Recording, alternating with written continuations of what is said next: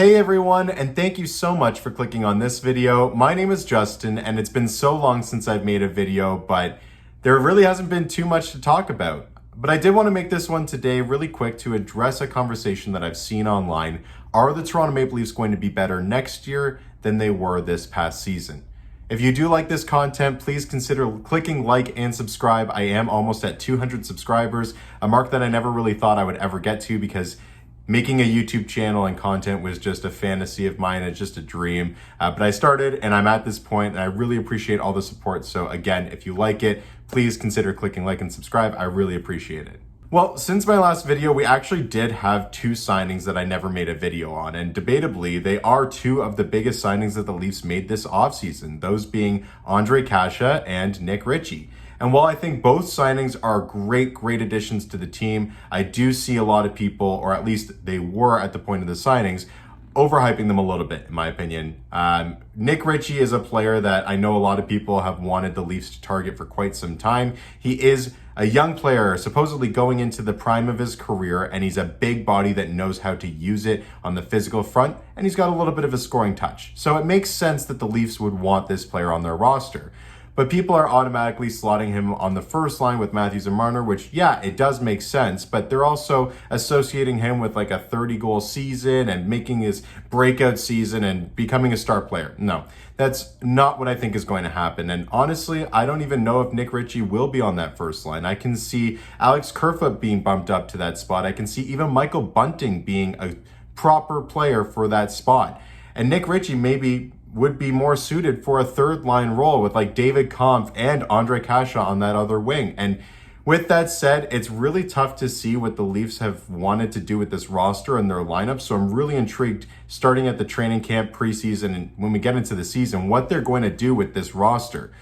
But they are good acquisitions. And Ondrej Kase is a player that's still young, has had some great seasons with a 20-goal season. He's just been absolutely plagued by injuries. But that is such a low-risk, great signing because either he stays healthy and he could be a productive piece for you, especially deeper in the lineup, or if he's injured, you stick him on LTIR and you relieve some cap space in doing so, and hopefully are able to acquire someone else down the road in the season.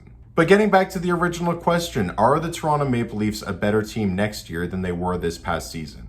And I'm looking at this very different than maybe I would have going into any other season, because I don't care what anybody tells me. If the Leafs are better in the regular season or worse in the regular season, that does not mean anything to me.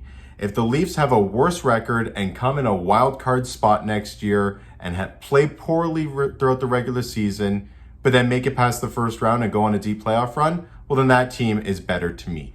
I am tired of associating good teams by good regular seasons. Of course, the regular season is where we have fun. We get to watch a lot of hockey. We got to see players grow. We get to see players like Austin Matthews win the Rocket Richard. We get to see a lot of things unfold throughout the regular season. It's exciting to watch, but no longer am I going to judge this team based on their performance in the regular season. I remember at multiple points last season, I was adamant that the Toronto Maple Leafs team that we had last season was the best Toronto Maple Leafs team I had ever seen in my lifetime. And I remember growing up and watching the Matt Sundin era with McGillney and Tucker and Domi, and those guys had a great team and did make it past the first round. But last year's team just looked so special to me. And then of course they make the playoffs and another disappointing first round exit in historical collapse fashion. I mean, they were up 3-1 in the series and still found a way to lose.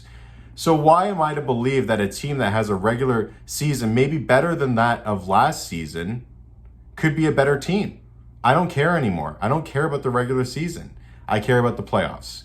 And this team, I think, is better geared for the playoffs. Now, I'm not getting my hopes up. I'm not going to say that next year's team is better and that they're going to go further than this past team did. Because unless they do it, I'm not convinced. Right now, I'm set in my mind that they might even miss the playoffs. I mean, they've got Boston, Tampa, Florida, Montreal, all in the same division. It's going to be a tough time even making the playoffs. But I'll judge them based on if they make it there and how far they go. They replaced the older vets that they brought in last year, like Joe Thornton was one of the big signings that we had last year, with young guys like Nick Ritchie, David Kampf, Ondrej Kase, Michael Bunting. Those are equivalent or better than the players that we brought in last year, and they're only going to improve because of their age. The guys we brought in last year only had opportunity to fall because they were getting up there in their career.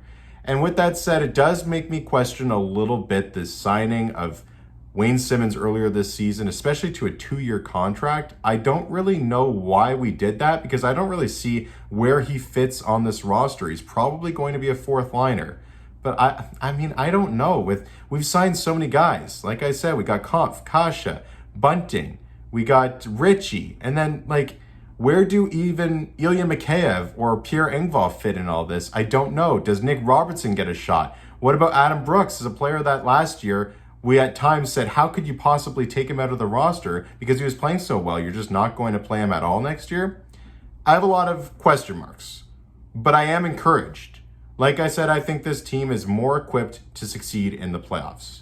They've got younger players that are hungry, they've got more skill, and they have more role players as well. Someone like David Kampf is a perfect example of someone that could be a defensive specialist, a third-line center who, again, is not going to put up a lot of points, but could play strong defensive minutes and take key faceoffs and win them for you.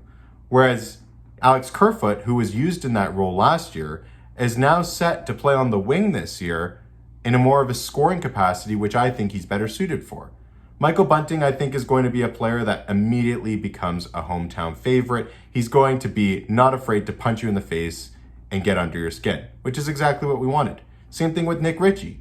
Ondrej Kase brings us an example of someone that can provide an offensive flair if he stays healthy. And Peter Mrazek, I was a big fan of Frederik Andersen, but Peter Mrazek is a great goaltender who will go along very nicely with Jack Campbell, and I'm excited to see what the two of them can do as a tandem. Look, I know a lot of this is yet to be determined because the results will speak for themselves. It's too early to suggest whether next team is better than this past season. But I'm tired of people saying that they need a better regular season next year to determine whether they're a better team. One last time, I'm going to repeat myself. We do not care about the regular season anymore. If you're a Leafs fan, you should not care about regular season success. Matthews can get all the goals he wants. Marner can get all the points he wants. The team can get all the wins they want. But unless they make it past the first round, we're just going to be disappointed again, mad at them, no matter what they did in the regular season. So what I'm hoping for is that this team can gel together and over 82 games really find a way to strengthen this group and this core and go on a run in the playoffs. And only then will I decide whether that team is better than last season's. Things are picking up in the NHL. We're not too far away from training camp, preseason, and the regular season starts in mid-October. We are gearing up, and surely there will be much more news to come. So please stay tuned to my channel. I will be releasing more videos as we go here. But what are your thoughts? Do you think the team's going to be better? Do you think the team's going to be worse? What about the signings we made? What moves should we make next? I'd love to hear your thoughts, and I appreciate you clicking. See you in the next one.